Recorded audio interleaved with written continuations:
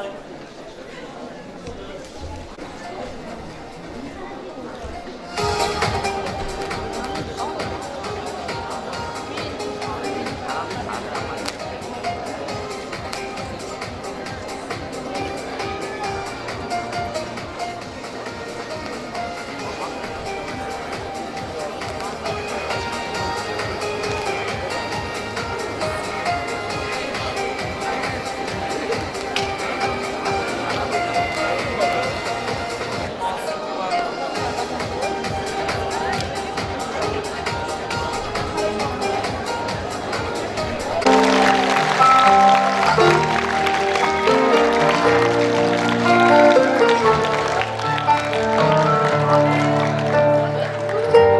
10 күн толғайды, өмірге мені жолдайды. 6 қат аспан астында анамдай адал болмайды, анамдай адам болмайды. Жалғызым жаным жанабам, мақтадан мамығалаған. Ананың жаны бозторғай, баланың жаны балапан. Адамды Алла көп сынар, әкенің сөзі оқ шығар, адамдай сұлу адамзат, жұмақ жақта да жоқ шығар. Періштем болып қорғайды, періштей болып орнайды. 7 қат жердің үстінде анамдай жылу болмайды, анамдай сұлу болмайды. Жалғызым жаным жанабам, мақтадан мамығалаған. Ананың жаны бозторғай, баланың жаны балапан. Адамды Алла көп сынар, әкенің сөзі оқ шығар, адамдай сұлу адамзат, жұмақ жақта да жоқ шығар.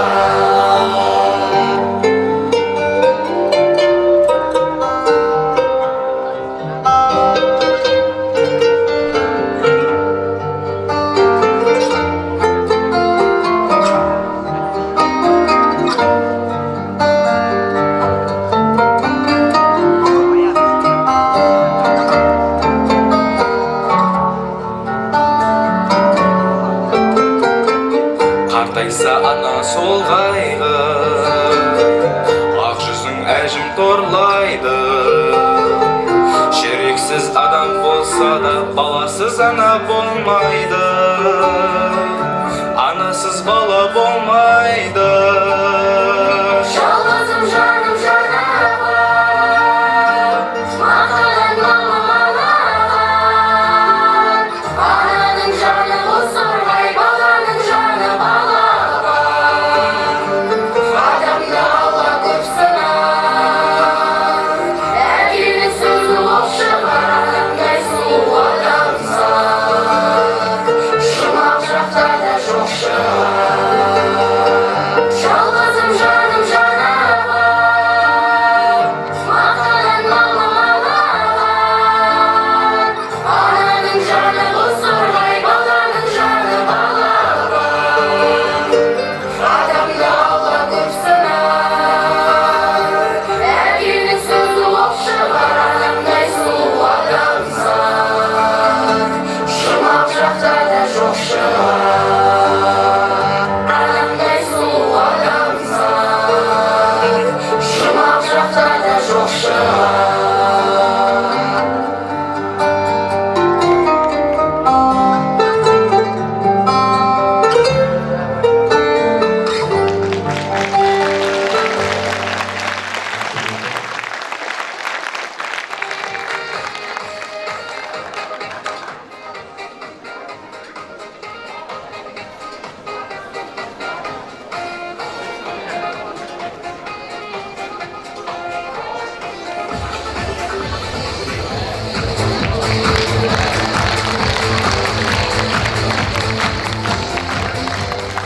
Қайырлы күн, құрметті өнерсүйер, өлеңсүйер қауым. Армысыз Армысыздар, қадірменді кеш қонақтары, ұстаздар және лицейлік шәкірттер.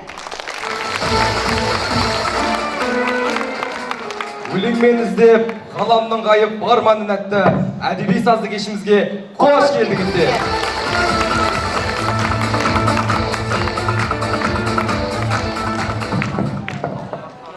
Жыр қисса, дастандарды естіп өскен, киелі дала мен туған өлкенің тылсым табиғатынан өн бойына тазалықты сіңіре білген жас қаламгері Ақжол Түменбай 1994 жылы 7 қаңтарда Қызылорда облысы Қазалы ауданы Ақтан Батыр ауылында дүниеге келген. Өзінің туған жері туралы ақын ар мен намысты биік қоятын, қазақы тәрбиені көріп, ақылгөй қариялардан өсетін өмірлік тағылым еткен ауыл. Талай талапты ұл мен қыз түлеп шыққан құт мекен деп сыр шертеді. Балалық шағында ескінің әңгімесін айтатын көне көздер болмаса да, Мұқағали Мақатаев, Жұбан Молдағалиев, Мұхтар Шахановтың өлеңдерін қызыға оқып, өзінің жаны да өлеңге жақын болады. Ең алғашқы өлеңдерін мектеп қабырғасында оқып жүргенде 7-8 сынып оқушысы кезінде жазады. Бір-екі рет Абай, Мұқағали оқулары сынды жарыстарда ғана бой көрсетіп, жеңімпаз атанады. Мектепті бітіріп, құжатын Қызылорда облысындағы колледжге тапсырып, алғашқы мамандығын меңгеріп шығады. Бірақ кейін жүрегі қалаған мамандыққа оқуға тапсырып, Семей қаласындағы Мұхтар Әуезов атындағы педагогикалық колледжінің қазақ тілі және әдебиеті пәнінің мұғалімі мамандығы бойынша оқуға түседі. Былтыр 20 жылдығын тойлаған білім ошағы бір кездерде қазақ даласындағы ең алғашқы мұғалімдер семинариясы еді. Жас ақын Ақжол аудандық, облыстық, республикалық мүшәйралар жеңімпазы, Ғани Мұратбаев атындағы республикалық жастар сыйлығының жеңімпазы, Сыр үміті жастар сыйлығының иегері, Қарағанды қаласында өткен республикалық дәстүрлі 11-ші Қасым Аманжолов оқуларының бас жүлдесінің иегері. Ол өз өлеңдерін әлдекімдердей күшпен құрастырып, әсіре әдемі сөздер мен ерекше теңеулер іздеп, өз ойы мен оқырман ойын ауырлатқысы келмейтін ақын. Жастыққа тән албырттықтан да болар, бірде жүрегі от шашып, бірде көңілі судай басылып, бірде тіпті өмірден бас кешкендей болады. Әйтсе де, Ақжолдың өлеңдері қазіргі көп жастардың шығармасындай тым жасық емес. Айтар ойын ашық жеткізе білетін жас ақын қажет тұста іркілмей, кесек түйіндерді шымыр шумақтарға сыйғызуға бейім. Сонымен бірге оның поэзия әлемі өзінше өрнектерге толы. Өзінің өлеңге таласы бар екендігін ерте аңғартқан оның есімі өлең сүйер қауымға етене таныс. Ол жазған жырлар мыңдаған тыңдарманның құлағында. Жас ақынның қаламынан туған туындылар эстрада әншілерінің хит әндеріне айналуда. Бозторғай ана, рахмет әке, өз жүрегіңнен ұялмайсың ба, сүйемін, Қазалы ұраны сынды әндері халық арасында кеңінен таралған. Бала күннен ауыл қарттарының аузынан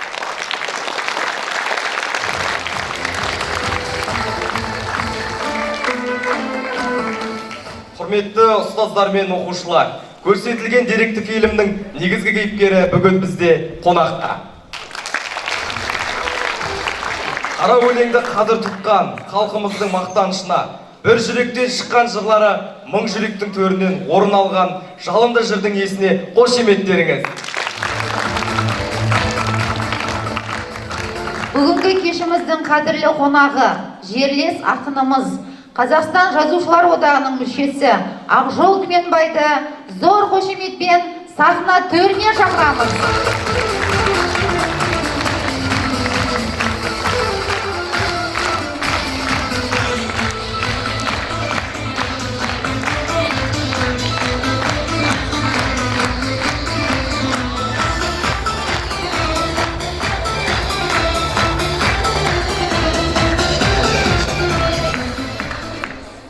Құрметті Ақжол мырза, жақсылар мен жайсаңдардың табаны тиген алтындар ұстаханасына айналған білім ордамызға қош келдіңіз.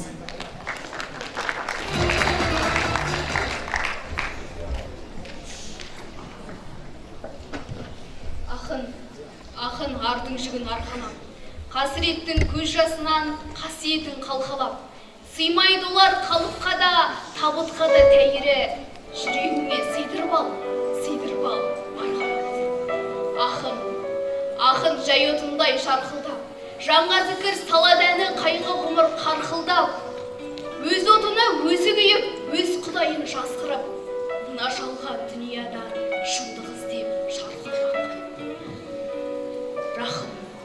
Рахым жер тартады құм бесік, жалғыз мола қалады олар, жалғыздықпен күн кешіп, мұңасасын айтады олар тағдырға, қайтады олар, мақшар таңда тәңірімен тілдесіп.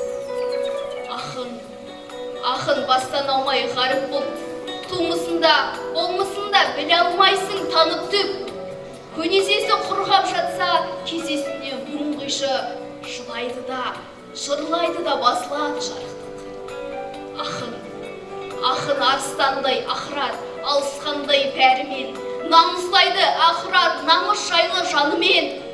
Жұрнағының бірімін ғой десе де, тырнағының ұшына да татымаймын әлімен.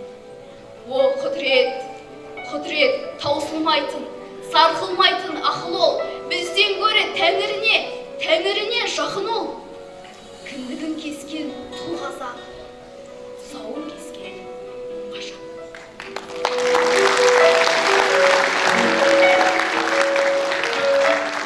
Ей, мені менсінбегендер, қатардан кемсің дегендер, тағдырым талқандалғанда жалынып келсін дегендер.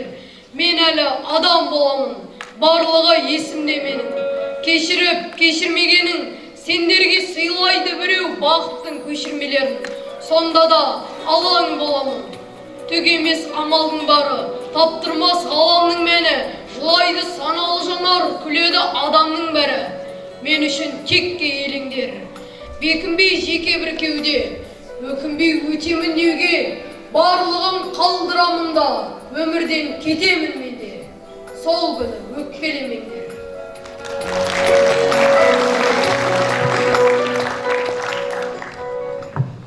Жазымыштан, жалғыздықтан, жалқыдан, көше кезіп, бордай тозып бәлен жыл, жүрегіне құдай иісі аңқыған, ақындар ішік біткен әлем болды.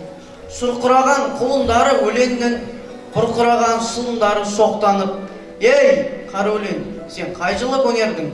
Қара басып, қайда кетті, отпанып. Жалғыз өлең, жалғыз ауыз жылы сөз, жүрегіңді жарып шықса қайырлы. Жалғыздықтың жанайқайы ұлы сөз, тәңіріңді танып шықса қайырлы. Ақын кеуде жанар тауы өмірдің, жанып сөніп талай өлең көзілді. Ит көңіл неге сонша көгірдің, өлмейтіндей сезесің бе өзіңді?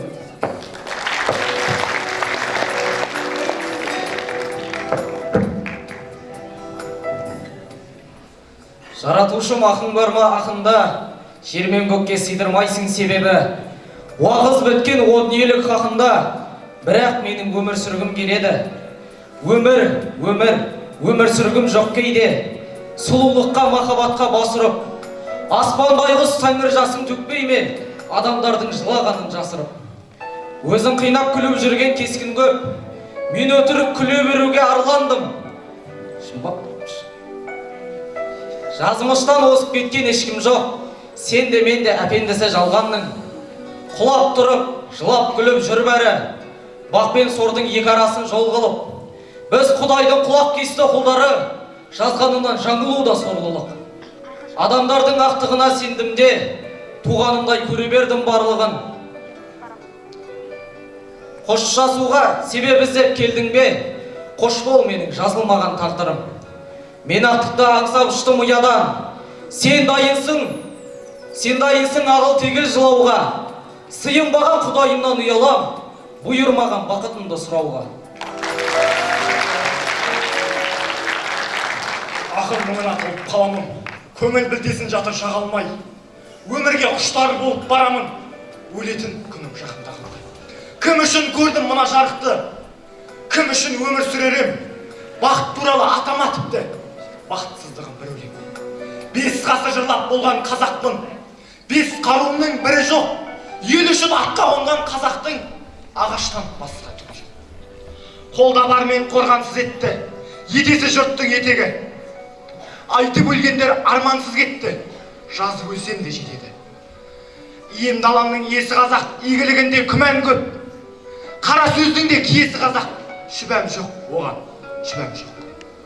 Ғазал жыр оқып ғаламда марқұм, көкши көсені көп күбірлеп, құрмаштан кейін маған да бәлкім аузынан салған бөлтір құмыр. Қара қазақтың тағына тусам, Алашта Абай бір-біріне, иісі қазақтың бағына тусам, жағамнан алып жүрмейін бе?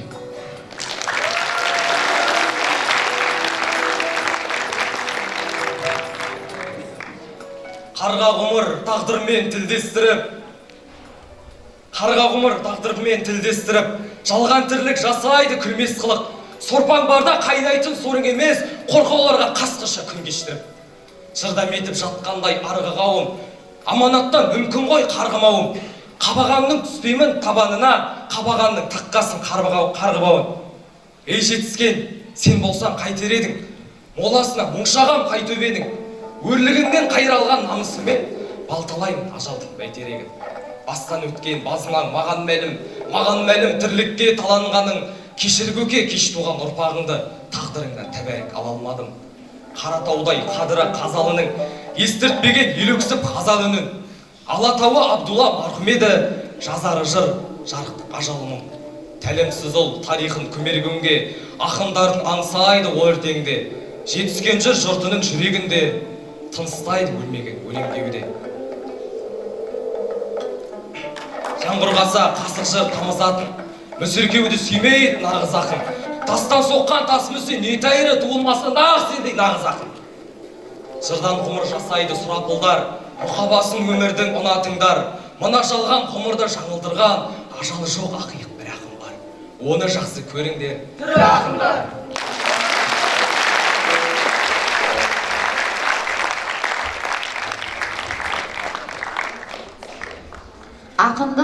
Ақын бойындағы шығармашылық қуат пен шынайы таланттың биік өлшемі. Сезім мен шабыттың ұштаса көрініс табуы, өлең құдіретінің әсемдік әлемі. Ақжол мырза, ақындық туралы ой өрбітейік. Сіздің шығармашылық ізденісіңіздің бастауы қайда жатыр? Қайырлы күн, құрметті ұстаздар, қадірменді жас достар. Қазалының алтындар фабрикасы дейді ғой бұл қасиетті шаңырақта сіздермен кездескеніме қауышқаныма қуаныштымын. Алтын уақытты бөліп келгендеріңіз үшін алғыс білдіремін шын жүректен.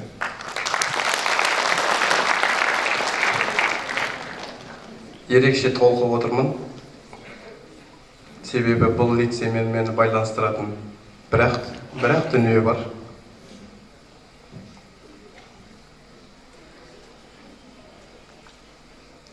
Енді жарықтық әбекең бар кезде осы жердің баласы құсап жүретінбіз. Соңғы рет мына сахнаға әбекеңнің қайтқаннан кейін, бір жылдан кейінгі мүшәйрасына қатысып, осы жерде өлең оқыған, бас жүлдесін алып едім. Мен үшін бір аяулы мекен, аяулы сахна. Ақындық туралы айта берсек әңгіме көп. Мен Өкітай Ерниязов деген бір аяулы ағам бар. Түнде ұшады, күндіз ұйықтайды. Сол Өкітай айтатын еді, жетіскеннен жазады дейсің бе, жетіспегеннен жазады ғой дегендей. Сол көп нәрсе жетіспейді бізге. Сол жетіспеген дүниелердің барлығын өлеңнен, өмірден өлең арқылы іздеу осы мектеп қабырғасында жүргенде басталды. Мені ең алғаш көп адам өзі ақын болып туылады, немесе бір өмірі тағдыры ақын қылып қалыптастырады. Менің ең алғашқы жыр жазуыма себепкер болған, мен 8-ші сынып оқып жүрген кезде бір 7-ші сыныптағы бір мөлдіреген сұлу қызға ғашық болып қалған. Сол қыз мені ақын қылып жіберді деп ойладым. Одан кейін енді махаббат сезімі, үлкен махаббаттан да биік сезімдерге ұласып, қолымызға қалам ұстап, өлең өлкесіне сапар шегуімізге әсер етті.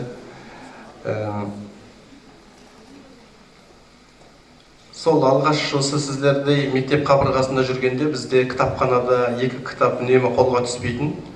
Біреуі Мұқағалидың Аманат деген қоңыр кітабы, екіншісі Мұхтар Шахановтың Эверестке шығу деген көк кітабы. Осы 2 кітап біздің мектеп кітапханасының сөресінде тұрмайтын. Бірінен бірі алып, солай жата жастанып оқитынбыз. Сол кезеңдер бізді ақын болуға, ақын болмасақ та ұқсап бағуға сол бір сезімдер жетеледі деп ойлаймын. Енді оның ар жағында мен кемпірдің баласымын. Кемпірдің баласы болғасын ізінде жүріп көп әңгімелер естідік. Шалдардың әңгімесін тыңдадық, көнекөз кісілердің әңгімесін тыңдадық. Оның барлығы бір жарық сәуле сияқты, адамның жан дүниесін түнек басқанда жарық сәуле сияқты әсер ететін дүниелер еді. Мүмкін мені сол дүниелер шабыттандырды деп ойлаймын. Рахмет. Өлең жазудың негізі сөз қолданыстарын жүйелі қолдану.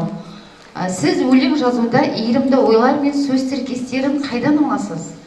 Кітапты жиі оқисыз ба, әлде сөз тіркестерін жаттайсыз ба? Кітап, өлең жазу үшін кітап оқымаймын.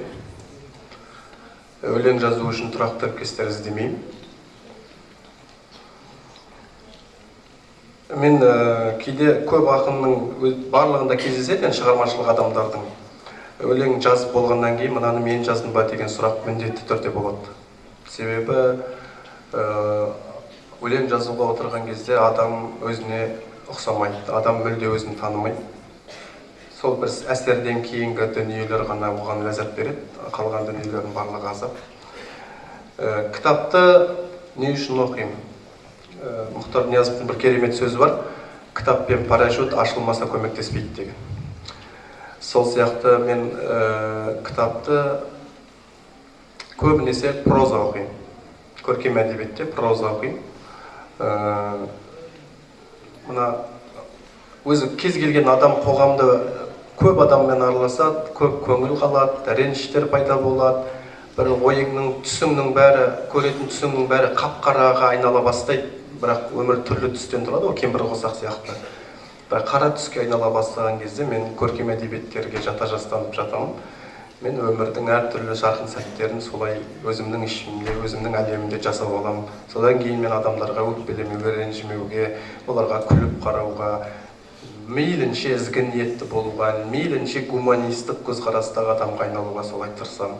Кітапты сол үшін оқимын. Ал өлең жазған кезде тұрақты тіркес, енді былай келе береді, бірақ көп дүниеде өзің жазып отқан дүниеңді өзің білмейсің. Оқыған, жазып болғаннан кейін ғана мынаны мен жаздым ба деген сұрақ болады. Оның жауабын және таппайсың, және оны түсініп қоймағанда бізге абзал. Кез келген нәрсе түсініп қоймағанға дейін ғана қызық.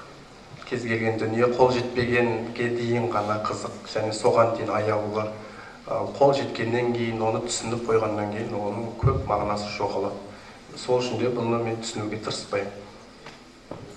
Керемет, сіздің сырлы өлеңдеріңіздегі сырлы сөздер ол сіздің іштен, жүректен шығады демек. Рахмет. Жақсы. Өлеңдеріңіз өміршең. Сіздің өлеңдеріңізге ән жазылып, қазіргі таңда өнер адамдары үлкен сахналарда орындап жүр. Хит әндердің авторысыз. Ендеше келесі кезекті әсем әнге берейік.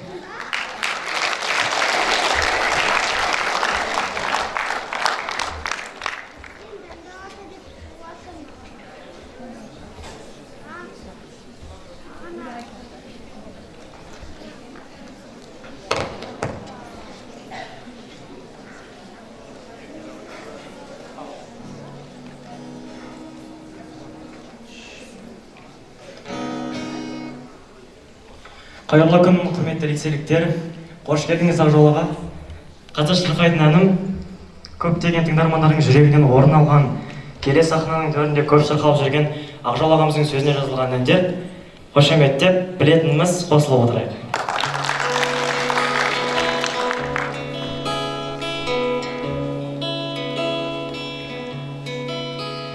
Жанымның жартабақ шөберегін Беретіме дауа тапшы демедім, өтіріп күліп өмір сүремде, өкініп тұрып жақсы көремін. Көрінген едің шуақтай маған, шөлдесең жаным бұлақ қайнаған. Күйбегім қанша жылатса да, сүйгенін бірақ жылатпайды. Жақсы көрем деп жей алдайсың ба, жан тәнің менен сүйе алмайсың ба? Менің жүрегімде жерімде ой, өз жүрегімде ұялмайсың ба? Қараңғы түнде айтаранбаған, қолымды созам қайта оралмаған. Айналмаймыз ба ғашықтарға біз, жердің бетінде қайталанбаған. Мұңайды жүдеп осы гүл бағы, жылайды жүдеп қосылып жаным. Өмірде өзің, өлеңде өзің, байқамайсың ба осының бәрін? Қарамады ұшып талсам да, қара басым-ау түсіп сарсаңға. Мұқағалиді тірілтіп алып махаббатыма ішіп барсам ба?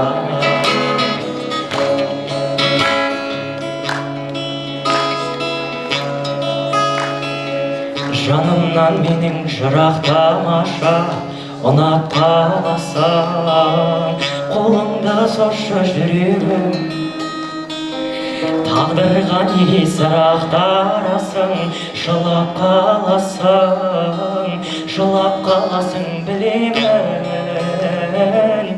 Тұрады өмір жаңалықтарда, жалыныштардан. Сезім ғой бізді алып тұрған, сағынастырған. Қауырсын қанатымнан, мен үшін ғана туған сенің. Бір ғұмыр бір өмірмен, жұп-жұмыр жүрегіммен мен сүйемін. Естеліктерден табылмайсың ба, табылайсың ба? Ең сұлу гүлі тәңірдің, сен мені мүлде сағынбайсың ба, сағынбайсың ба? Мен сені қатты сағындым. Тұрады өмір жаңалықтарда, жалыныштарда. Сезім ғой бізді алып ұштырған, сағыныстырған. Қауырсын қанатымнан, мен үшін нарықта туған сенің. Бір ғұмыр бір өмірмен, жұп-жұмыр жүрегіммен мен сүйемін.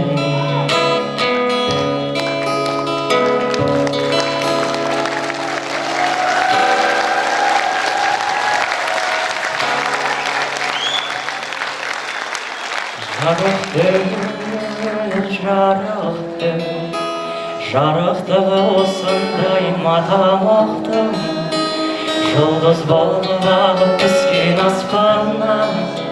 Сенің ғана көз жасыңа ғана ақпан, жұлдыз болып ағып түскен аспаннан. Сенің ғана көз жасыңа ғана ақпан. Екеуміз, неге сонша махаббатқа өтеміз?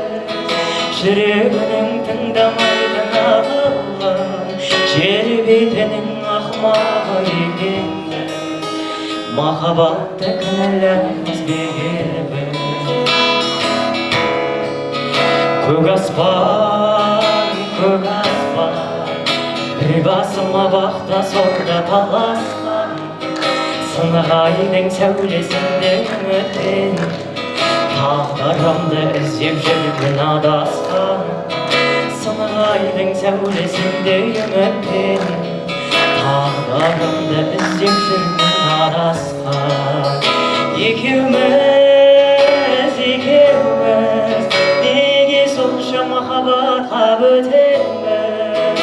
Жүрегінің тыңдамайтын ақылын, жер бетінің ақымағы екенбіз.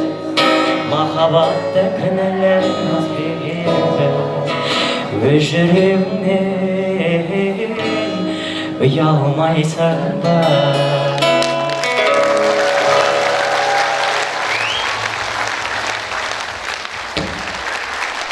Керемет, өнерің өрлей берсін, Данияр.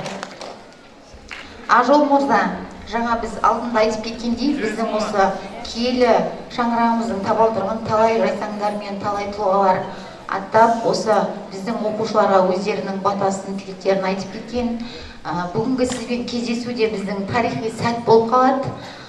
Сондықтан оқушылардың көкейінде жүрген сұрақтарға кезек берсек, өздерінің ойында жүрген сізге қояр сұрақтары болса, кезек дайындап бергенбіз, кәдімгі өздерінің сұрақтарын қойыңдар. Қазақтың жас ақыны Ақжолтменбай біздің шақыртуымызды қабылдап келгеніңізге мың алғыс, қадамыңызға нұр бітсін. Енді менің қойып келген сұрағым, сіз өлеңді жазған соң оны өңдейсіз ба? Әлде пайда болған қалпында оны жарыққа шығарасыз ба? Рахмет. Болады кейбір өлеңдер жазғаннан кейін оны сол күйі қалдырып, бір апта 10 күннен кейін қайта қарасаң, оның ақауларын, ақсап тұрған жерлері көрінеді. Бір демде келген өлеңде міндетті түрде сөздік қолданыстарда, әдебиеттік масштабтың ішіндегі дүниелерде немесе бір логикалық ойларда қате кетіп жатады. Сол үшін оны кейбір өлеңдерді солай кейде қайтадан қараймыз. Ал кейбір өлеңдер ол екінші рет қарауды қажет етпейді. Мен өзім көп қарамаймын өлеңді. Сол жазылған күйінде қалады. Мысалы жаңа айтты ғой, сол өз жүрегінен ұялмайсың ба айтқан кезде барлығы жаңағы Мұқағалиға ішіп барсам ба деген шумақты айтқысы келе береді, бәрі бір қатты ішкісі келіп жүрген адам ұқсап. Ол ішкен көмектеспейді негізі деп. Мысалға сол сөзді де көп адамдар маған қайта қарауды ұсынады. Жоқ, мен оны қайтадан қарағым келмейді. Ол солай аяулы, солай ыстық болып қалды. Басқа шумақтары бар, оны айтпайды. Міндетті түрде Мұқағалиға ішіп барсам ба деген шумақты айтады. Ол мүмкін солай қалу керек болды менің түсінігімде. Маған Мұқағалидың қорынан да звондады, Мұқағалидың ауылынан да звондады, Мұқағалидың ұрпағы да хабарласты. Бұл өлең шыққан кезде маған хабарласпаған адам қалмады. Ана Мұқағали жылау еркек деген баланы сабаған ұқсап, блогерді бір сабады ғой, албандар апарып. Сондай ұқсап маған көп кісі хабарласты. Бірақ мен айттым енді. Мен бүгін махаббатқа ішіп бардым. Бардым дағы отырдым қарсы қарап. Ол да отыр түрі жоқ хәл сұрамақ. Сұқтанған жат көздерден жасқандым да, тайып тұрдым қашанғы хәл шыдамақ деп Мұқағали өзі айтты ғой. Рас қой. Енді оның ешқандай өтірігі жоқ. Мен де мүмкін Мұқағалиға сөйтіп ішіп барғым келген шығар деп. Сол сияқты дүниелер болады. Қарайтын өлеңдер бір тарихи тақырыпта болса, мен қараймын. Себебі бізде тарих, оның ішінде әсіресе оқиғалардан, немесе бір әсіресе рудан қате кетсең, қатты аяқ жейсің қазақтың арасында ше. Сол тарихи танымдық дүниелерде қайта қарауға тырысам, ал өзімнің лирикалық, басқа жеркін тақырыптағы өлеңдеріме мүлде қайтадан қарамаймын. Сол күйі қалады. Рахмет сұрағыңа.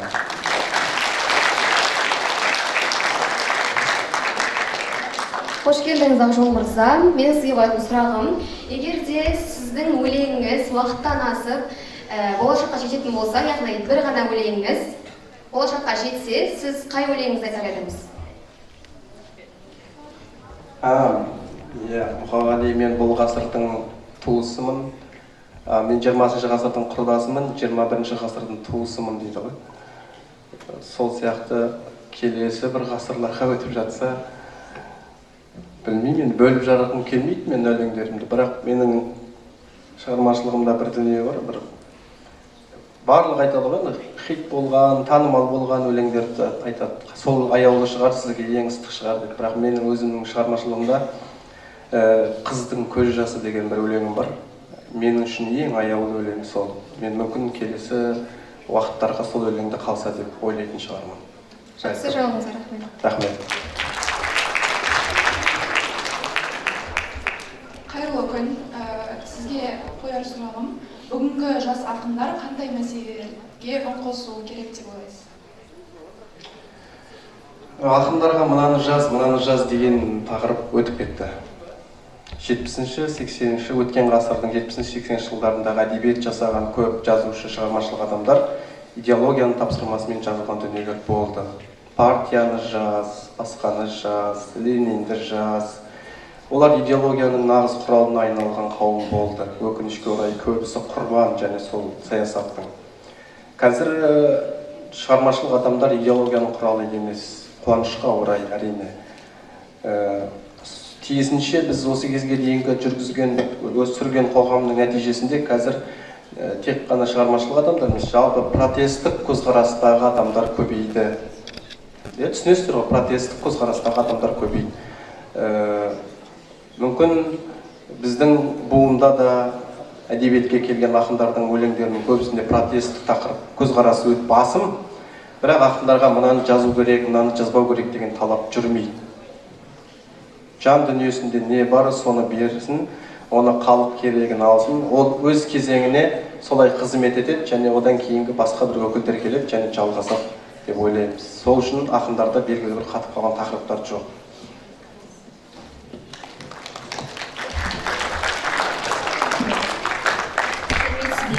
Осы жерде сізді көріп тұрғанға шын жүректен қуаныштымын. Менің қояр сұрағым осылай. Өлең өлкесіне келген жасөспірімдерге жағдай білім артудан басқа қандай кеңес берер едіңіз? Рахмет. Мен өзімде жоқ ақылды біреуге айта алмаймын негізі. Себебі өзімде жоқ ол ақыл. Енді бір ғана дүниеге абай болу керек, қалам ұстаған шығармашылық адамдары, ол сөз энергия, сөз құдірет. Егер дейік, қазір әлемнен музыка мен сөзді алып тастаса, тек сытырлаған ақша мен сатырлаған оқтың ғана дауысы қалады деген сөз бар. Сосын көп шығармашылық адамдар бағана айттым, мен неге оған сенем сөздің құдіретіне. Себебі табылды досым деген қазақтың тұңғыш бард ақыны өткен өмірден. Мен ұйықтап кетсем оянбай қалам деді. Өлеңінде айтты. Және тағдыры солай болды. Ол ұйықтап кетіп оянбай қалды. Мен биыл 40-тың бесеуінде, белгісіз өсерімде, өшерімде, ұйықтап кетсем болды төсегімде, 40-тың бесеуінде деп Мұқағали жазды. Және 45 жасында Мұқағали өмірде төсегінде ұйықтап кетіп оянбай қалды. Әділ Ботпанов деген ақын өтті.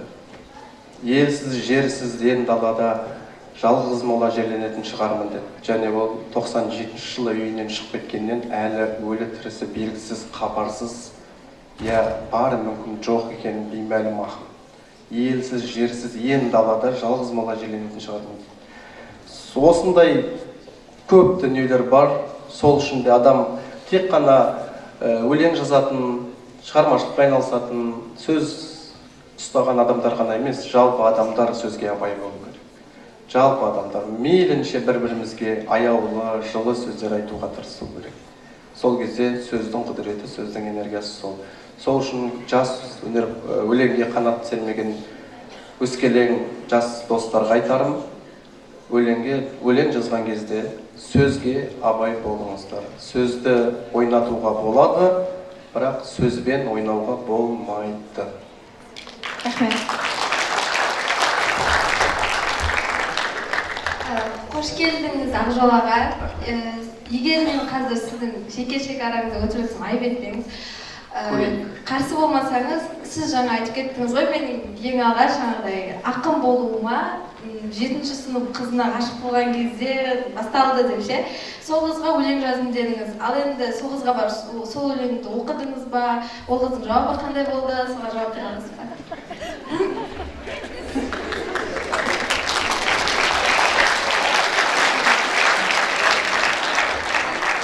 Рахмет. Менің алғашқы жазған дүниелерім көбісі сол қызға арналды.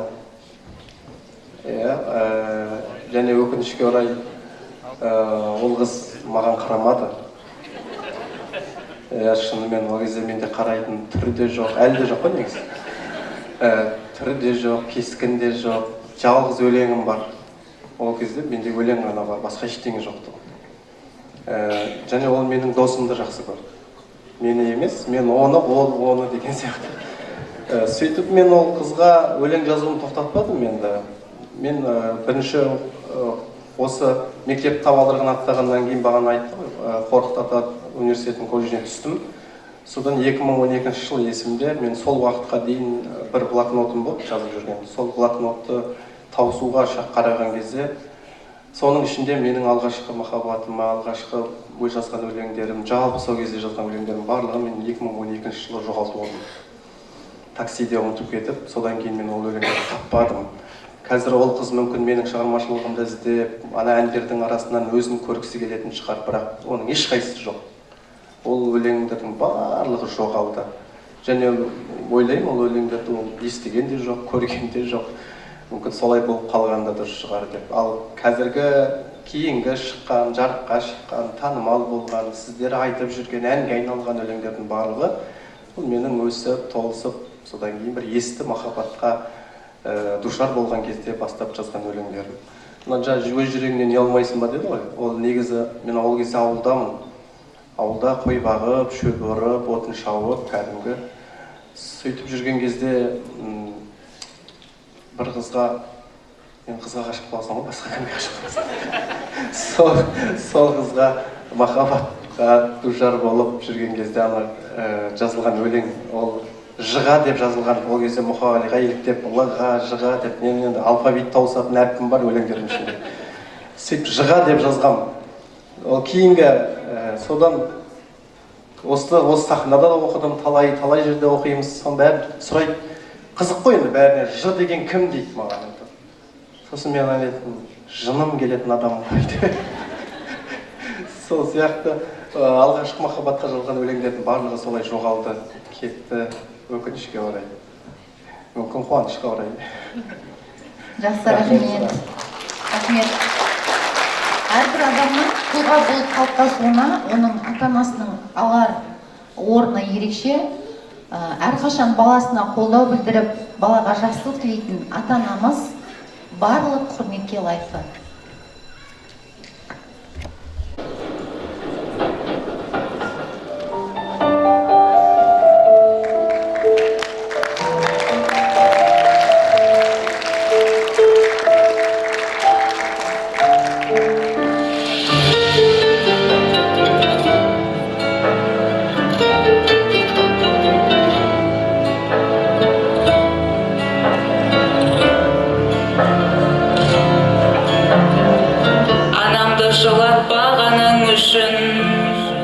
Рухымды құлатпағаның үшін рахмет, әке. Балам деп өбектегенің үшін, жамандық үйретпегенің үшін рахмет, әке. Қорғансыз тастамағаның үшін, ниетті ластамағаның үшін рахмет, әке. Ең жақсы адам болғаның үшін, адамнан адал болғаның үшін рахмет, әке. Әкем деп айтатын анам, әкем деп айтатын адам, барға да шүкір. Әкемнің раббысы болған, әйнемнің раббысы болған, Аллаға шүкір.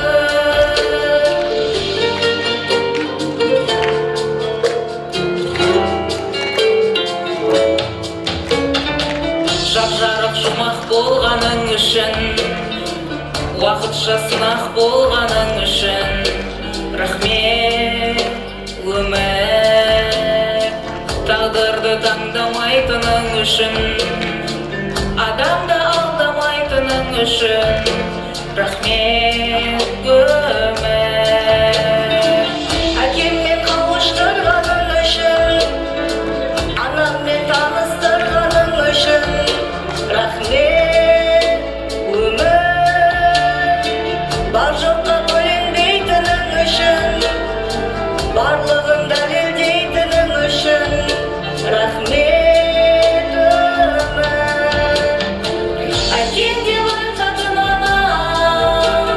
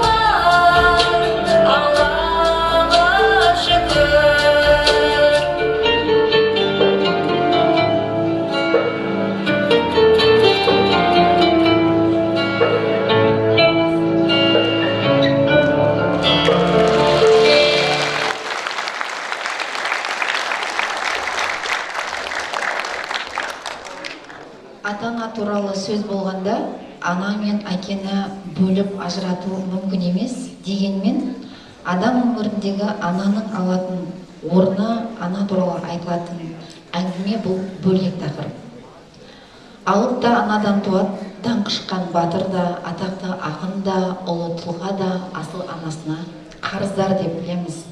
Анаға деген мәртебелі аттың қасиеті мен киесін айтып жеткізу мүмкін емес.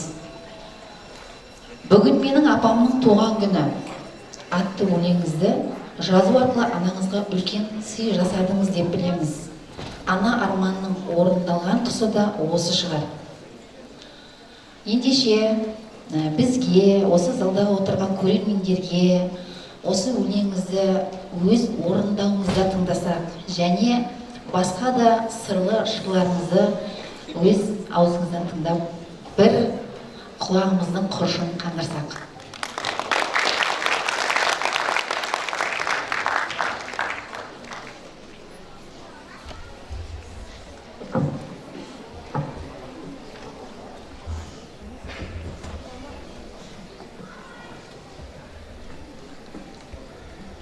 Рахмет. Мен көбінесе ана тақырыбында жазып, апама арналған әңгіме. Мен мамамда мама деп, ана деп айтпаймын, мен апа деп айтам. Себебі кемпірдің баласымын деп айтпай ғой. Бозторғай ана деген сияқты. Ана егер жол, біз жүретін жол таусылатын болса, ең шегі болады жол. Біз өмірдеміз, өмірдің шегіне, жолдың шегіне жеткен кезде, қасыңа қараған кезде, екі адам болса қасыңда, оның біреуі ана. Егер бір-ақ адам болатын болса, қасыңда қалған сенімен бірге, ол тағы ана. Мен солай елестетемін. Жолдың шетінде, өмірдің соңында кез келген қиындықта, кез келген жаманшылықта сенің жалғыз жанашырың болуы мүмкін, ол ана. Мен басқа өмірден аксиома көрген жоқпын. Осы әкенің сөзі о, жұмақ ананың табанының астында болғанмен, әкенің қабағының астында, иә, жақсы, бірақ бәрібір Алладан кейінгі мейірім шапағаттың иесі ол ана мен үшін. Енді әркім үшін әрқалай, бірақ мен үшін солай.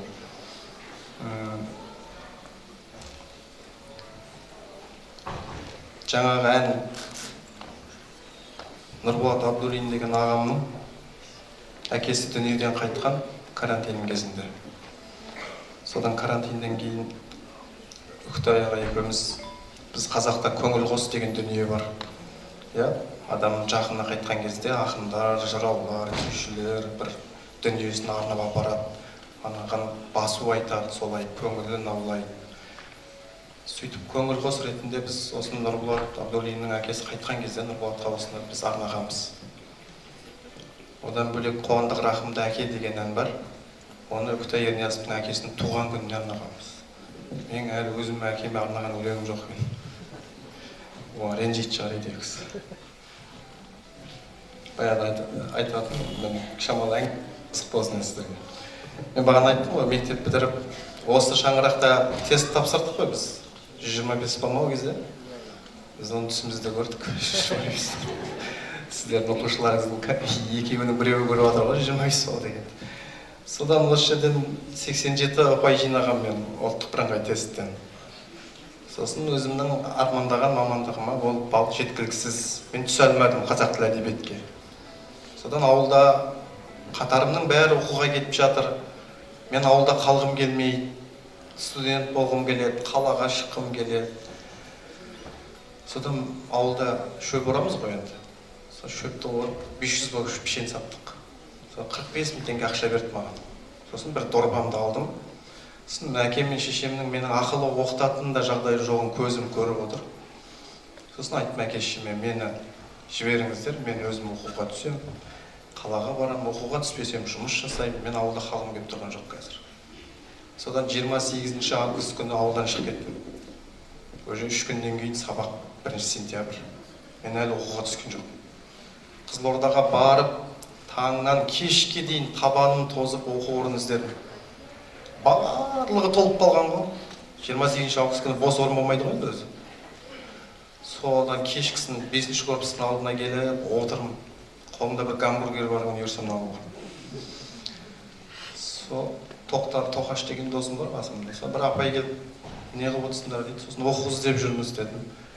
Оқуға түсе алмай қалып едік, барлық орын толып кетіпті апай деген. Бір құдайына қараған кісі екен, 1000 жас ақыр. Балам бір жол бар деді, бір оқу бар. Сол кезде бір 2020 деген ба, 2020 деген ба бағдарлама болып жатыр. Ауылдан жолдама келсе, сен осындай оқуға түсесің. Бірақ мамандықта орын бар. Қандай деп едім, сварщик деді. Сосын сварщик болса сварщик деді. Маған студент болу керек, не болғанда да қалған көп тұрған жоқ. Ауылдан жолдама алдырып, сөйтіп құжатым тапсырдым. Содан ана тізімді көруге барып жүрмін. Вузға түскен адам құсап ше. Сол тізімде барсам, пісіру ісі дегеннің астында 7 баланың ішінде мен фамилиям тұр, ат жөнім. Содан шошып кеттім, ананы көрдім. Ана апайға жүгірдім. Апай, сіздің деніңіз сау ма? Не болды айналайын? Мен сізге поварға түсем дедім ба дейді. Неге дейді? Сен енді пісіру ісі деп тұр ғой дейді. Ол сварщиктің қазақшасы ғой дейді. Содан ол оқу орнына бардық, 7 баламыз. 15 күн оқыдық ол группада. 7 балаға группа ашылмайды деп 15 күннен кейін группамыз жауып тастады. Енді далада қалдық па деп тағы жан-жағымызға қармансақ, жоқ, басшылық біз өзіміз реттейміз деп. Сол кезде Құдай деген адамдардың балдары сол мұнайгазға түсіп отқан. Мұнайгаз деген кәдімгі ақшасы көп жұмыс еді ол кезде. Содан бізді автомат түрде мұнайгаз мамандығына ауыстырды. Құдай берді дедік содан жетеуміз. Бірақ мен оны қаламаймын, бірақ оқу керек. Содан мұнайгаз мамандығына түстік, соны оқыдық. 6 айдан кейін мен староста болып алдым. Анан жаттап оқимын, мен түсінбеймін, бірақ мен гуманитар бағыттағы адаммын. Ол жаратылыстану бағыты ғой мұнайгаз. Жаттап оқимын, жарысам, сөйтіп 6 айда староста болдым. Сөйтіп 3-ші курстың жартысына келгенде Қорықтың колледжі жабылып қалды ғой. Сұмырай барса су құриды деген таза сол болды ғой. Содан Қорықтың колледжі жабылып қалды да бізді Исатай Әбдікәрім атындағы политехникалық колледжге ауыстырды.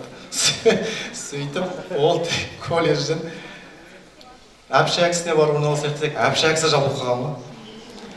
Не керек, әйтеуір сол Исатай Әбдікәрім атындағы политехникалық колледжден мен қызыл дипломға бітіріп шықтым. Мұнайгаз мамандығы. Үйде әлі жатыр ғой. Әлі жатыр. Сол қып-қызыл күйінде.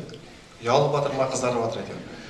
Соң бірақ бітіре сал, мен оқуды дипломды ала салыс, мен Мұнайлы, Ақтөбе, өзіміздің Қызылорда деген жерлерге резюме түсақ қойдым. Сосын бірден 20 күнден кейін мен Ақтөбеге жұмысқа тұрдым сол мамандықта. Соң барамыз, 15 күн бақты, мұнай-газ, менікі емес. Ақшасы жақсы, ақшасы әке-шешеме ұнап тұр. Қалма деп тұр жұмыстан. Бірақ мен өзімді елестетемін, ол кезде қиялымыз ғой біз. Бір ана жақта жұмыста жүрсем, мен өзімді бір пирамиданы салып атқан құлдар сияқты сезінемін өзім. Не істеп жүрмін деймін мына жерде. Содан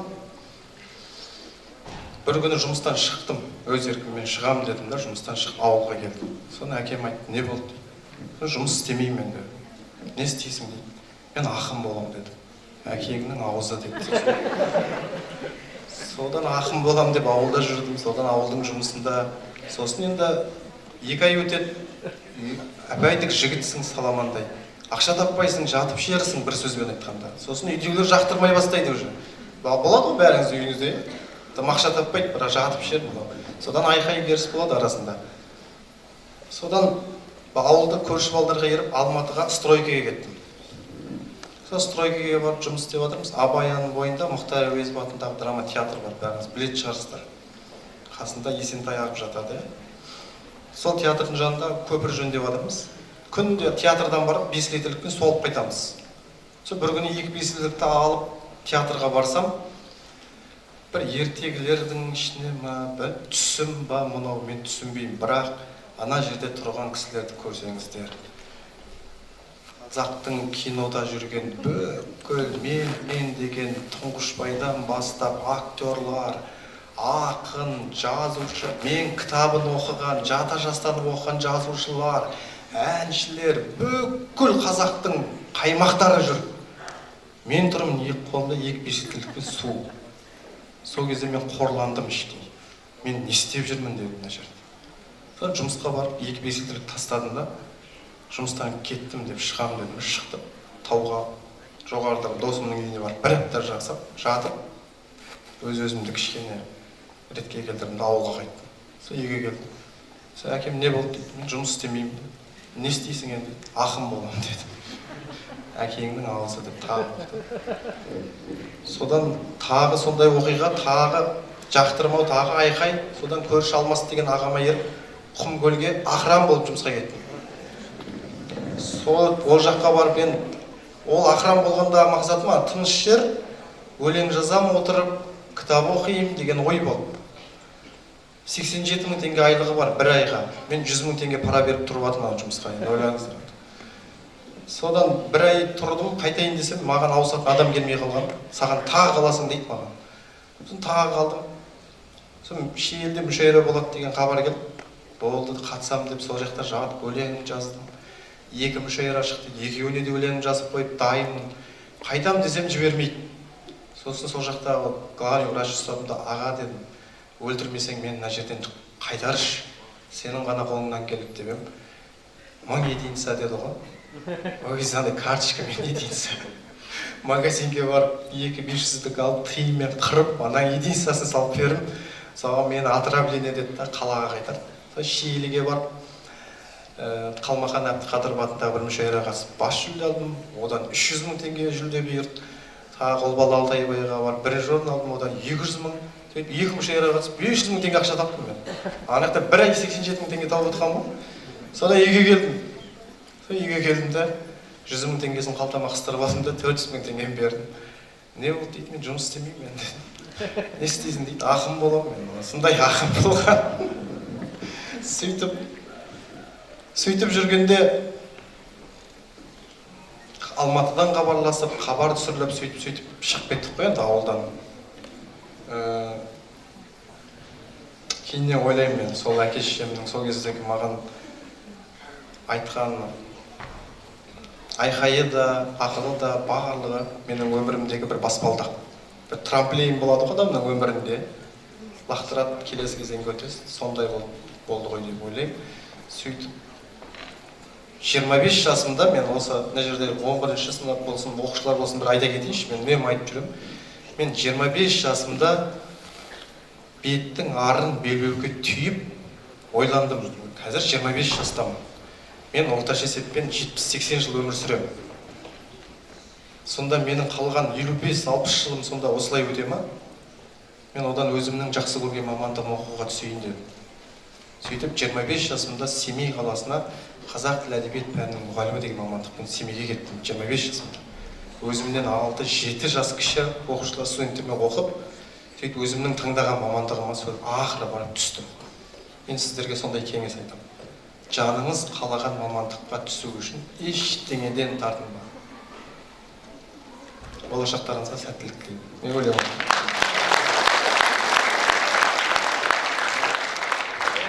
Бүгін менің апамның туған күні.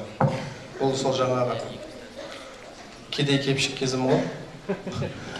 Шәлің аяқ, қара табан.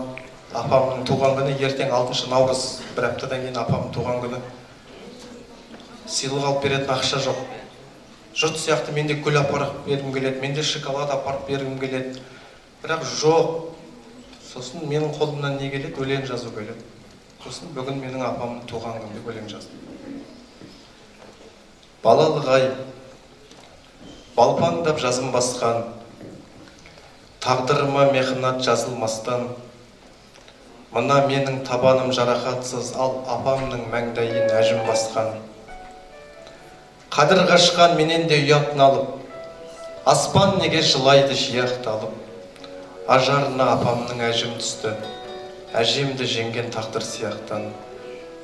Көрмейсің бе тірліктің тербелуін, мен өмірге алмаған келді өмірім.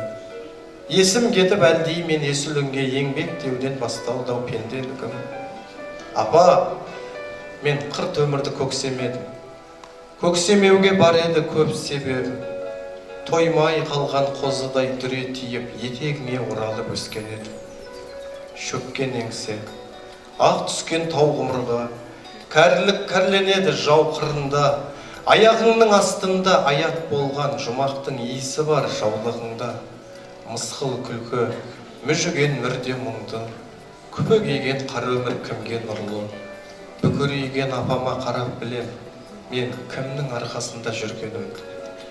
Тар құрсағын кеңітіп құндақтаған, емізген, еміренген қымбат адам, тас емшегін жібітіп таңдайымды, ана сүтінен құрғатпаған, мен апамның жастығын ұрлап барам.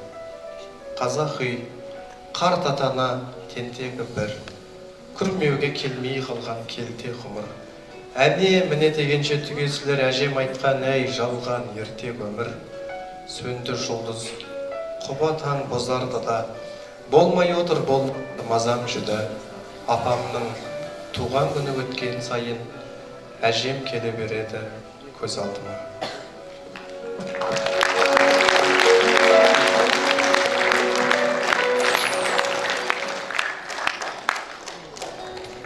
Енді өлеңім өзімнен кәрі болып кетіп жатса кешірім сұраймын. Сондай, бірақ енді Мұқағали айтады, нағыз поэзия махаббатпен басталып, парасатпен аяқталуы тиіс дейді. Сондықтан мен бір махаббат тақырыбындағы өлеңдер оқиын сіздерге.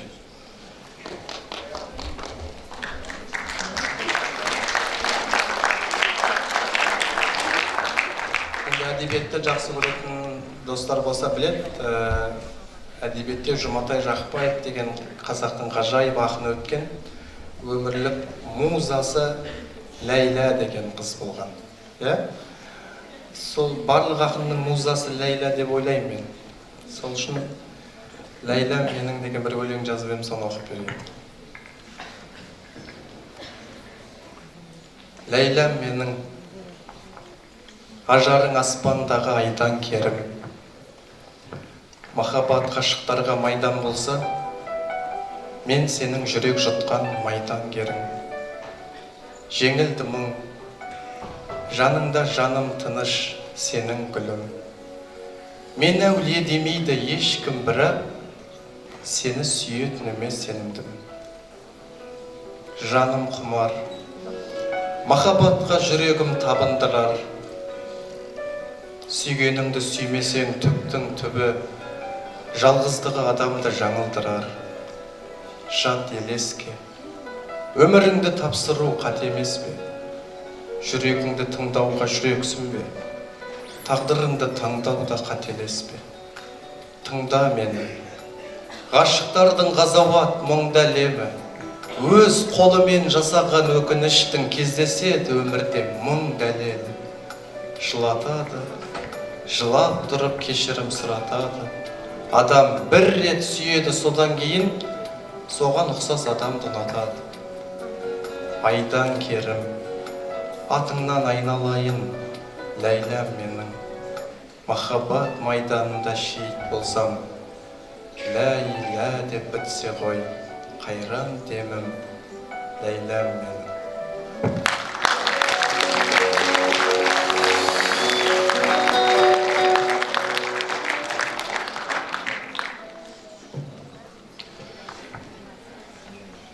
Ақ гүлге неге құмармын жаным, ақтығын сүйдім ғаламның.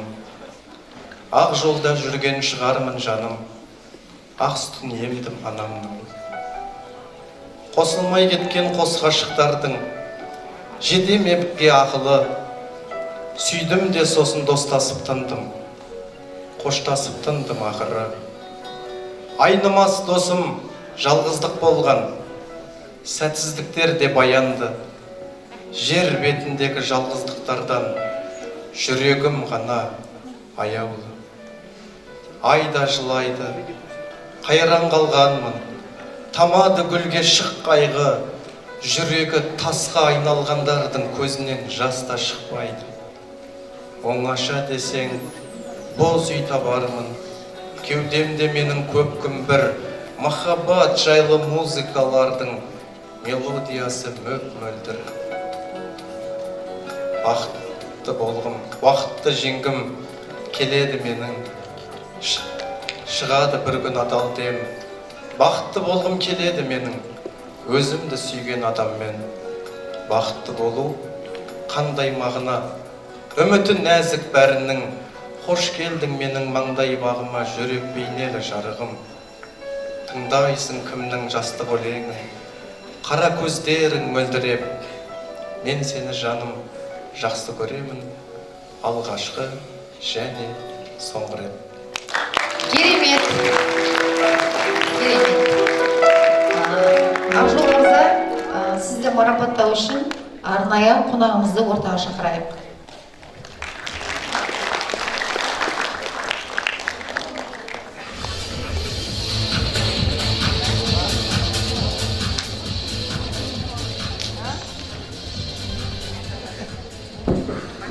Қайырлы күн, құрметті ұстаздар, құрметті жас достар. Бүгін енді керемет осындай бір тәрбиеге толы кеш өтіп жатыр екен.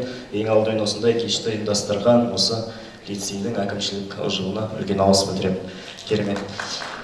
Ақжол енді өздеріңіз білесіздер, қазір осы жастардың арасындағы біздің Қазалыдан шыққан деп қазір біз марқайып, мақтанып айтып жүреміз. Әрине, әрбір жастың осындай елдің арасындағы өзінің талантын танытатын керемет жандар болуына тілектеспіз. Енді Ақжол жаңа үлкен, Ақжолдың байқасаңыздар көп әңгімесі жаңағы Абайдың сөздері сияқты ауыр, кейіннен барып түсініп жатасыздар. Жаңа көп жаңағы осы енді қазір залда отырған оқушылар ғой көбісі мамандыққа байланысты айтқан бір ауыз сөзі, бір том кітапты бір ауыз сөзбен әдемі жеткізіп берді.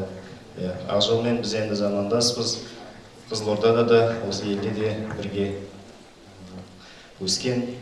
Сондықтан енді қазір Ақжол республикаға белгілі, қазір Ақжолдың әндерін осы эстрада жұлдыздары таласып жүріп алатындай деңгейге жеткен. Сондықтан енді қазір сіздердің уақыттарыңызды алмай, біз енді 2024-ті қорытындылаған кезде осы Ақжолға үздік ақын номинациясын бергенбіз. Енді ол кезде Ақжол іссапарда болып алмай қалды. Қазір енді осы сіздердің алдарыңызда үздік ақын номинациясымен Ақжол Түменбайды марапаттауға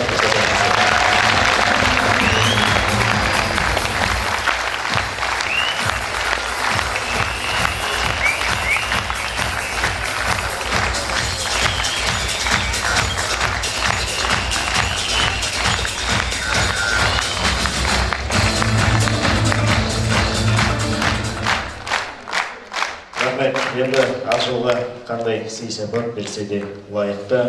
Қазіргі біз енді заманда Мұқағалиды ақиық ақын десек, қазіргі жастардың арасындағы ақиық ақын ол Ақжол. Құтты болсын кеші. Керемет.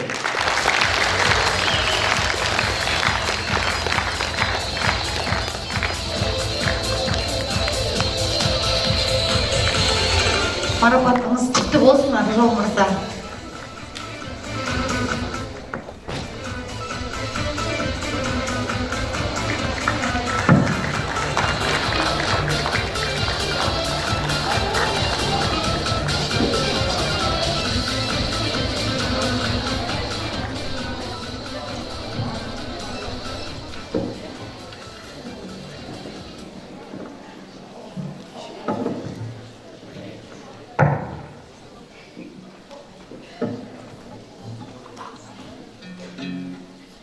Қазақ қызы Гүлсезімнің орындауында термен жараңдар кеңес жазайын.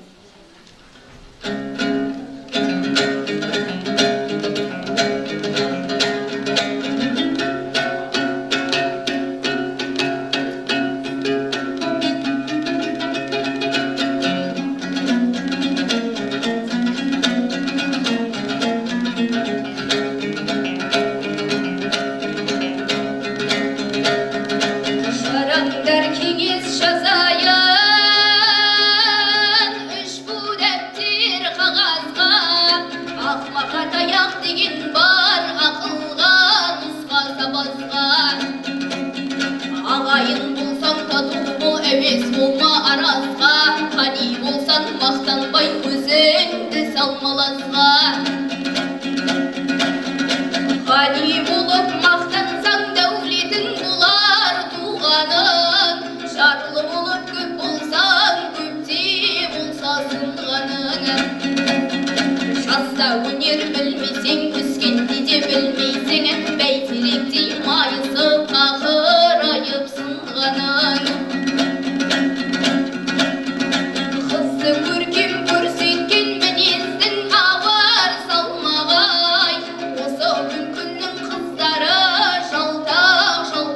айды біреу де барлай алмаған. Оның аты қыз емес шайтанның ұшқан қанбағы. Ай, ай, ай, ай.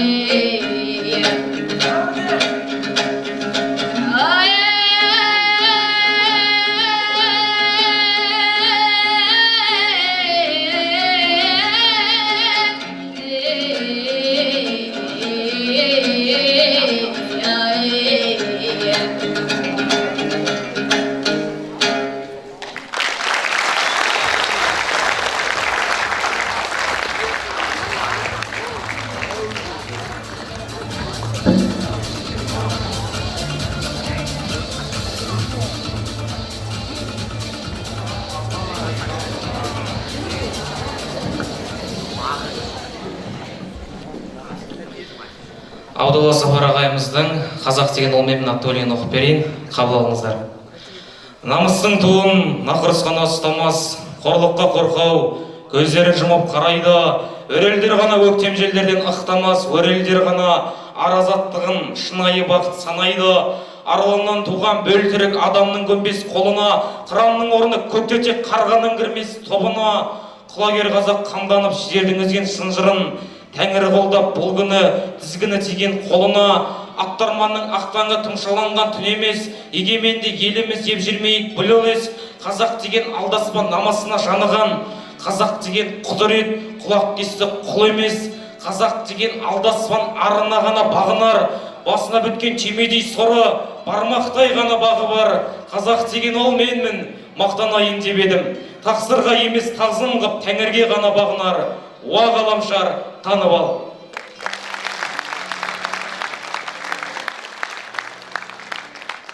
Ақжол мырза, сізге бағыт бағдар берген біздің ұлағатты ұстазымыз Абдулла Сапар өз сұхбатында мен үшін бақыт лицейдің ішінде деп айтқан болатын.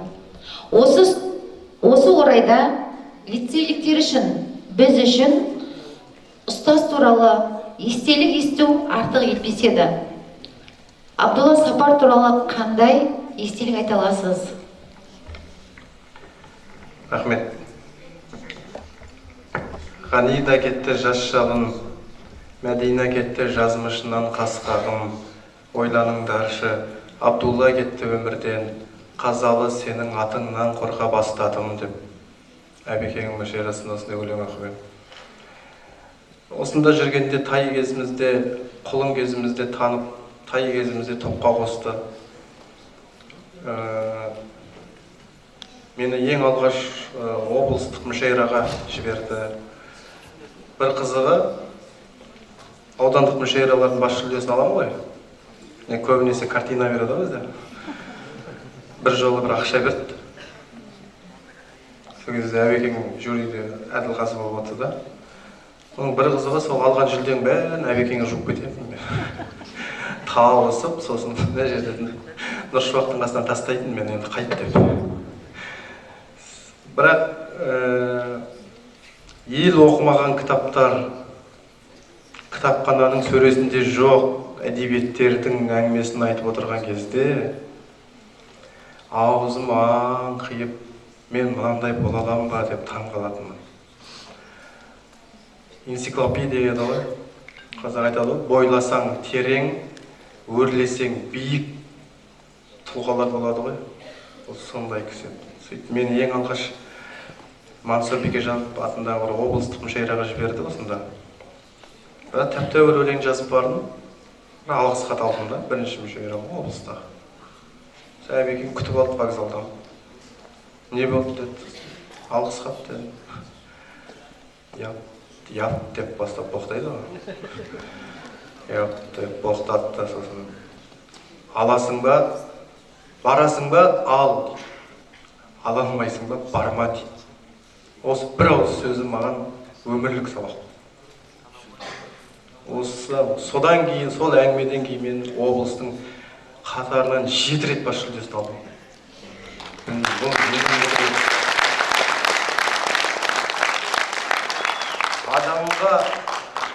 Адамға жанам деп тұрған балаға от берудің ең озық үлгілерін білетін адам ғой. жанам деп жаңғысы келіп тұрған баланың тұтандыруға қайсысына сөз әсер етеді, қайсысына таяқ әсер етеді, бәрін біледі ғой. Сөйтіп маған ең алғаш сөйтіп облыстық мүшәйрадан алғыс хат алып келген кезде айтқан сөзі. Содан кейін мен бүкіл болмысыммен әбекеңе еліктеп, дәл осындай восьмилянка кием, пальто кием. Мен Алматыда осылай Абдулла болып жүрдім. Алматыда 2 жыл жүрген кезде Абдулла болып жүрдім. Сол кезде Алматыда әбекеңнің көзін көргендердің барлығы біреуге ұқсатамын деп отырады. Кім десеңіз, Қазалыда Абдулла деген сапарлы жігіт бар еді. Онда ол менің ағам, рухани ағам деп. Сөйтіп, қазір ойлаймын, білім саласында кім Абдулла, екі шексіп қалған жігіттің мәмілесінде жүрген кім Абдулла, ішкі істер департаментінің шаруасының басшысында кім Абдулла, район тема төбелес дегеннің ортасында дәнекер кім Абдулла, ас тойдың басында кім Абдулла, барлық жерде Абдулла. Кейіннен кетіп қалғаннан кейін мен ойлаймын, 10 жігіт бірігіп бір Абдулла жасай алмайтын шығармыз біз. 10 жігіт біріккенде де сол бір Абдулла бола алмайтын шығармыз деп ойлаймын. Sonra Қазалыға, ерекше Қазалыда туған талантты адамдар қыршын кетіп қалады. Мен соған таң қалдым. Сол қазір қорқып жүрмін кішкене. Абайлап кішкене сақтанып жүрмін. Жақсы, керемет естеліктерді естіп, керемет әңгімелерді естіп отырмыз. Рахмет.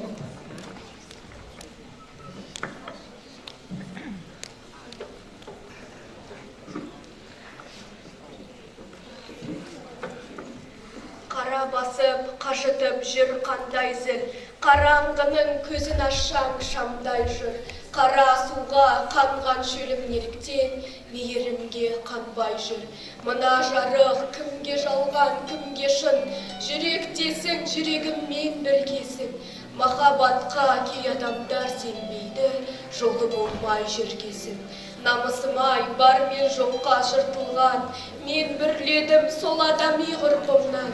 Не істер екем көпес достар бір күні, сатып кетсе сыртымнан. Айда жалғыз, күнде жалғыз көктегі, Құдай жалғыз мұңсыз қылған жоқ мені. Жалғыз жарым адамдар бар тағдырлы, тағдырына өкпелі. Адам біткен айналмай мамулаға, ақ пен қара, бақ пен дала обәлә. Өз Құдайың жүрегіңде өзіңнің, жүрегіңді қаралауға болама. Қызыл жасыл түрленеді дүние, Тәңір бар қой тағдырыңа кім ие. Бәрі жақсы болатынын білсем де, бәрі біркем дүние.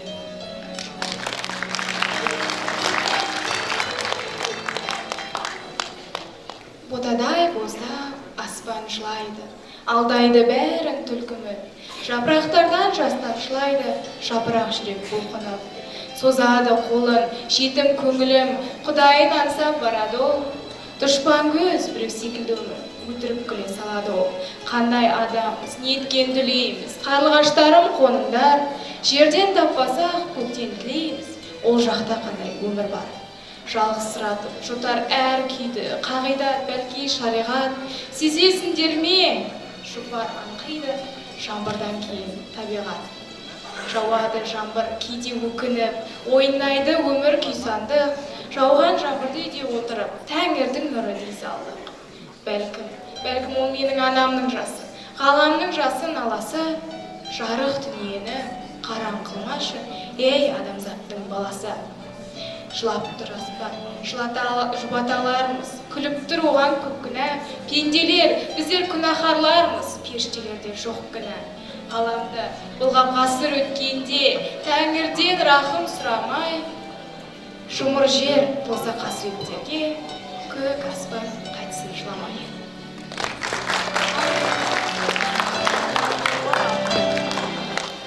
Уа дариға туған жер, алысталам, күрішің кірмегінде ырыс маған, күрішім кірмегінде ырыс маған. Қобалжып тұр қағаз ба.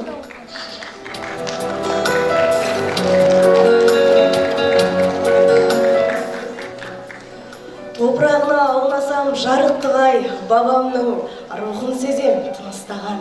Туған ауыл, өскен жер кіндік кескен, азан қазан алаңсыз тірлік кешкен. О патшағар, қарашы мына жұртқа, бір анадан туғандай бірлік кескен. Сақыбайға сап қармақ саламызда, сайын дала төсінде шабамыз ба. Тракторшы әкелер тыным таппай еңбектің нанын терген салаңызда. Аңыз белде, анау бір бозан құмда, талай марқұм көмілген ғазал мұңға, шежіресі шертілген шерлі ауыл бол. Абыз кеуде қарттардың көз алдында. Құдайдың ісін қара қарға мәні. Садаға болған жұртай жанға малы, қара күйі жұқтырмай жаулығына, шешем әлі табаға нан шабаны. Ана белден арасып қара көлден, қырғауыл құсатады бала мерген, көктен түскен тәңірдің тәттеңбегін кетпен шауып татамыз қара жерден. Ай қарашып ақ төсін қырман күзге, қамба толып жататын жылдам лезде, алматының апортын аңсамаймыз, ауылдың алма ағашы тұрған кезде. Біздің ауыл, біз өскен алыптаған, тірісінде білмейді-ау тамықты адам, жұмақ мекен, ал мені құшағына, қайтейін өзегімнен талып барам.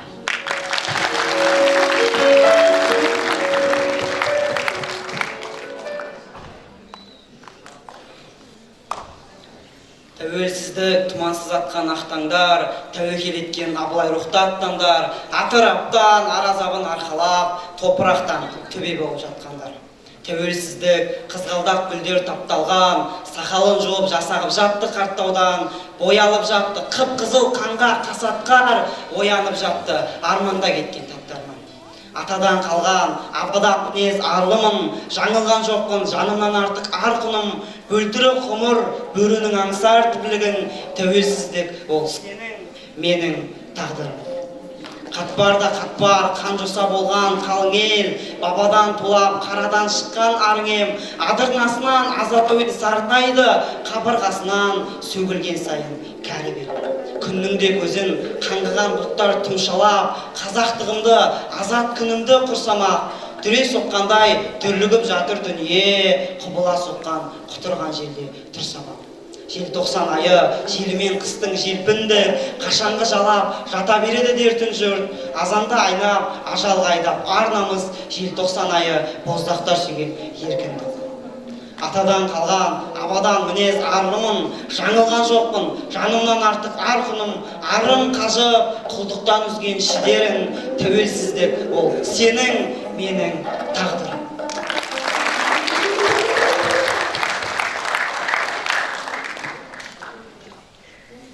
Аңыз бабасы түңерген, аңыз даласы бирада бира құмырген, 101 жаудың сынығы қалған дүрелден. Шежіре тұнған сырағына сенің төсіңнен, таудай батырлар әруақтанып күш алып, тұрмаған беттер шіренген.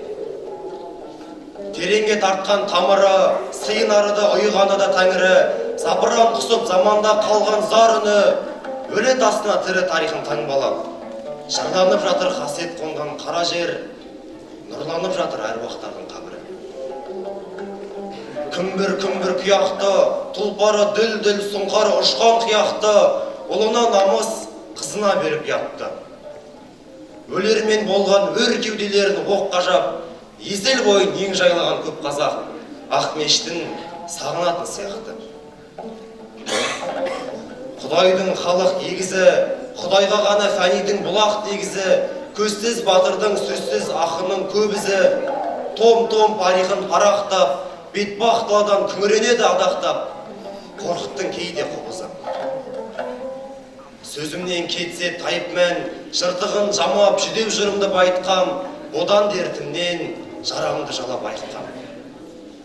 Қалың жұртым-ау, қабырған қаусап түңілме, жоғалтқандар моралатындай түбінде Ботпанов кеткен ғайыптан.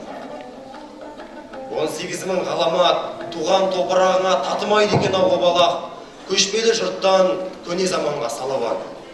Ит болып тусам ит аяғындамын көп елдің, ер болып тусам ел кегін қорға бөлермін, Аллаға бәрі аманат. Демеңдер мені дүбәрі, бабамнан қалған ата жұртын ғой бұлара, әр төбесінде жәдігер қалған мұрағам. Топырағында тәңір ұлдары туылып, атырабында ұялап жатқан ұлық, қасиетті ғой сырам.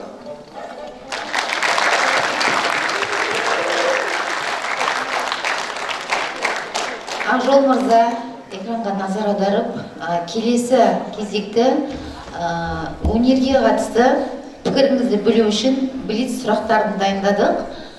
Сіз тек біреуін ғана, бір нұсқасын ғана таңдай аласыз. Өлеңді түнде жазасыз ба, әлде күндіз жазасыз ба?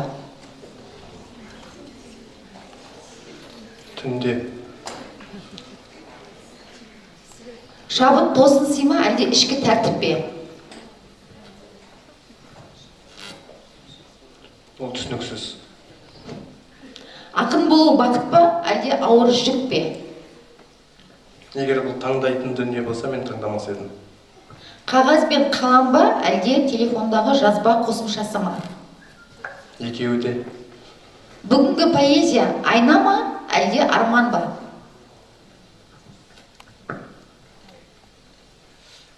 Бүгінгі поэзия. Бұл туралы көп әңгіме айту керек, мақұл, арман болсын. Сізге жақын адам Мұқағали ма, Мағжан ба? Мұқағали. Өлеңнің бірінші жолын табу қиын ба, соңғы жолын табу қиын ба? Екеуі де оңай емес. Ең жаманы қайсысы? Сәтсіздікке ұшырау немесе батылдық танытпау?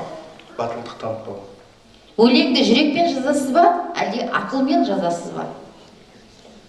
Мейлінше жүрекпен. Керемет.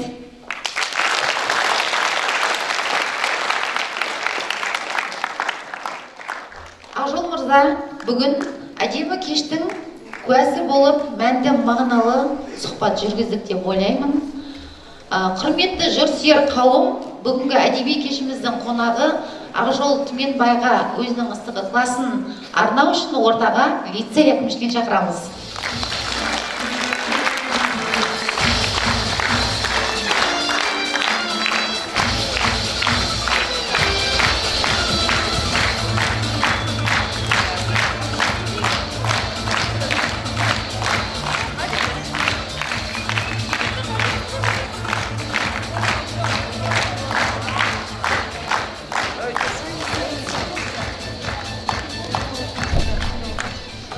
Құрметті осы бүгін керемет кештің куәгерлері біздің оқушылар, лицейлік және Ақжол мырза.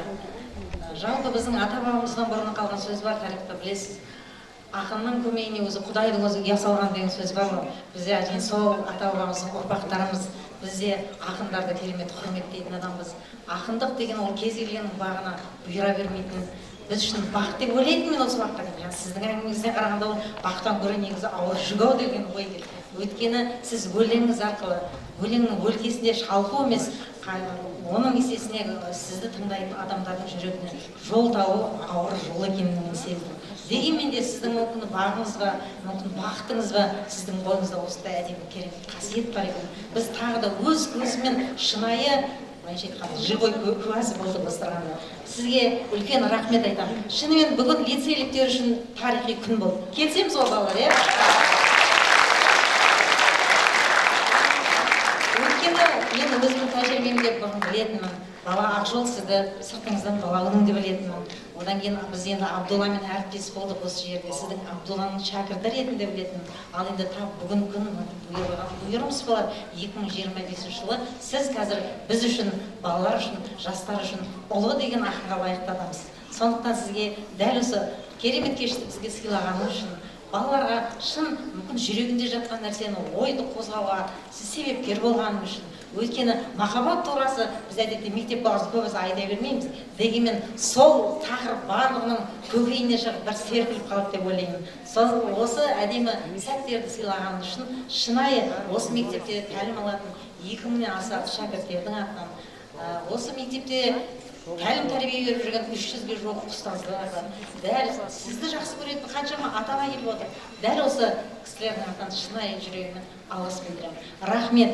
Оның үстіне дәл бүгін ертең жалпы алғыс айту күні деп жатыр ғой. Сол алғыс айту дәл осы сәтке маған бұйырғанына шын ризамын. Бұл да Құдайдың сыйы секілді. Рахмет сізге.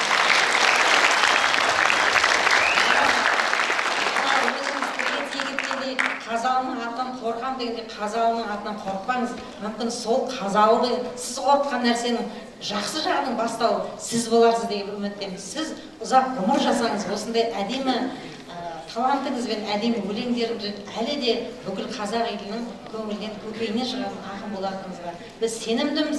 Ал біз сізді мақтан тұтатын ұрпақтар әлі де артыңызда еріп келе жатыр.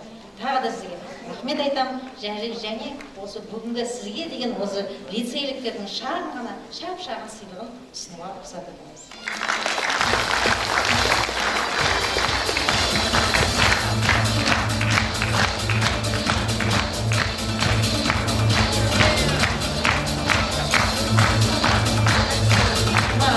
Бүгінгі тарихи күнде сізге беретін сый-сияпатымызда сәл ерекше болды.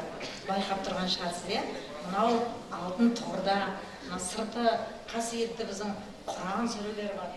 Ішінде 2249 мектеп лицейде өткен кездесу кешінен бүгінгі 28 ақпанның естелік ретінде ұсынып, сіздің жазарыңыз таусылмасын, құнды ғажап дүниелеріңіз осының ішіне тола берсін, және сіз өткенде айтқан балалық шағыңызда жатқан жазбаңыз сияқты жоғалып кетпесін, мәңгі халықтың жүрегінен орын алатын 22-ші ғасырда да жырланатын керемет ақын болыңыз деген ниетпен дәл осы сыйды тапсырамын.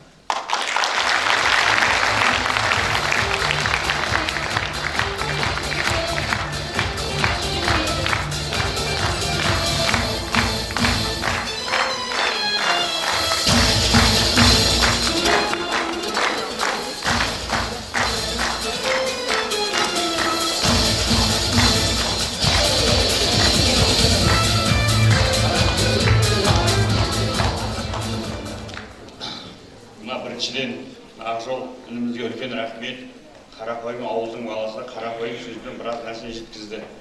Шынын айту керек, бүгін кешіміз көрген кісілер көп тәрбие алды, көп өнеге алды деп ойлаймыз. Қорытындысына келгенде көп адам өзінің өміріне, бағыт-бағдарына сабақ алды деп ойлаймыз. Ақжол үнімізге көз тілден, бәле-желден аулақ болсын дейміз. Бүгінгі шарада көптеген әңгімелер айтты. Үйге барам денешіне біз не істеп жүрміз, не қылып жүрміз деген әрбір балада, әрбір пендеде сондай ой болу керек деп ойлаймыз. Бүгін міне осындай Ақжол үнім-ау, артыңнан саған қарап еліктеп отырған қаншама жастар отыр. Ақыннан қалай отыру керек, қалай сөйлеу керек, сөздің шеберін қалай келтіріп айту керек. Осының өзі жастарға біз қаншама үлгі. Міне енді бүгін өзің көріп отқандай бүгінгі шараға қарап, бұрыннан өзіңнің әлеуметтік желідегі жазбаларынан, өлеңдерін оқып, жастарымыз саған еліктеп келеді. Бүгінгі міне шарада өзіміздің 10 сынып оқушысы Ернар оқушымыз өзіңе арнайы өлең жолдарын арнайды.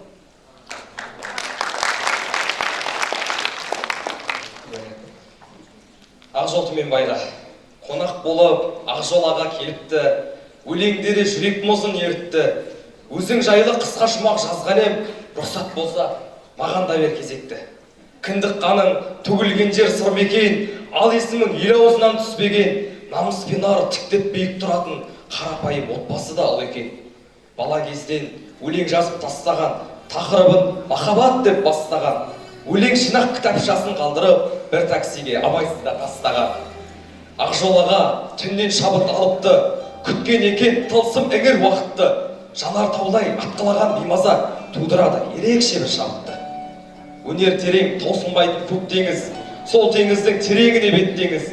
Қазалыңның халқы сүйген жаны болып, өсіп өрлеп биіктерде көк теңіз.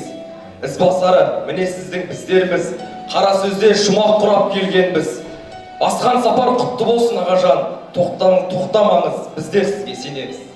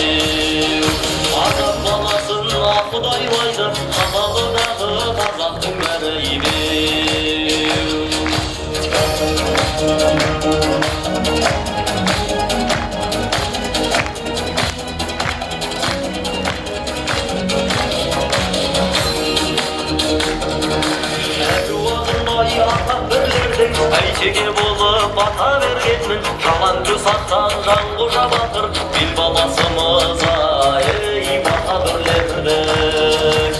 Ұлдары өр боп талаптанады, қыздары сұлу жалап қарады, артына адал бегім анамыз көгершін болып ей қанат қағады. Алашұранды қазақ ұстадым, қанатты көкте ғажап ұстадым, сыранамыздың қасқыр боласы, қазалы кеші Қазақстаным мен.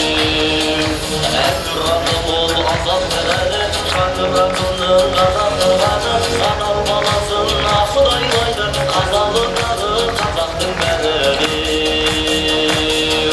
Адам баласын ақыдайлайды, қазалындағы қазақтың бәрі мен.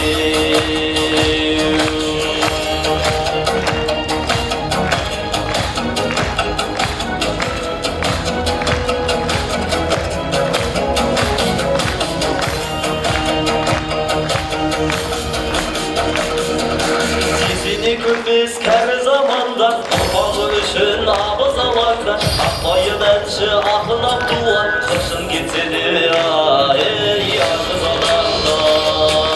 Өткен жыл тегім өсте есеп, соғысты әкем күресті шешеп, қазалыдағы орыста қазақ, назарындағы ей күресте десек. Алашұранды қазақ ұстадым, қыранды көкте ғажап ұшқадым, сыранамыздың қасқыр боласы, қазалы кеші Қазақстаным мен. Әнұраным ол азаттық әлі, шаңырағының ғажап тұрғаны, адам баласын ақыдайлайды, қазалыдағы қазақтың бәрі мен. Адам баласын ақыдайлайды, қазалыдағы қазақтың бәрі мен.